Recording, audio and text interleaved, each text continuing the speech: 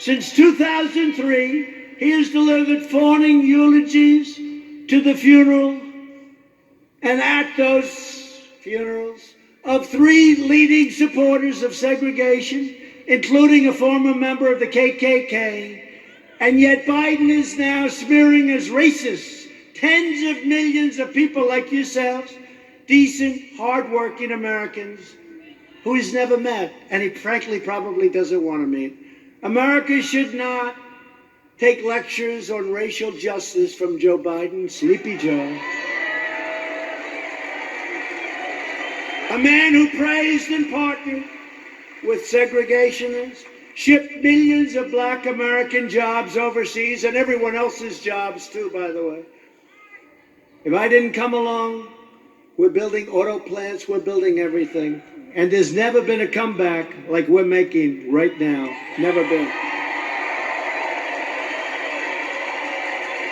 He hollowed out our middle class, including our black middle class, with open borders, trapped young children in failing government schools, built cages. Those cages were built by Obama and Biden.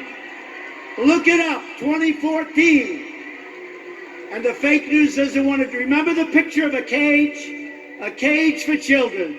Remember the picture of the cage? And they said, President Trump. And then they realized that was in a newspaper, 2014, the same. Built by Obama and Biden, the cages. And they don't want to report the way it is. They know the way it is. They're not stupid. They sent young boys to fight in Iraq while the inner cities crumbled, helped the big banks while hammering community leaders, and made our cities less safe and secure for all. They've done a terrible job, and they shouldn't be awarded.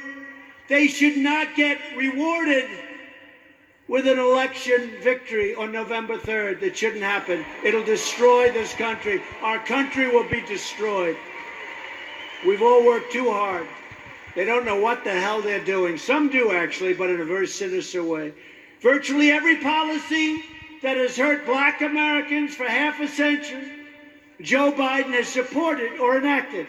I've done more for the black community in 4 years than Joe Biden has done in 47 years.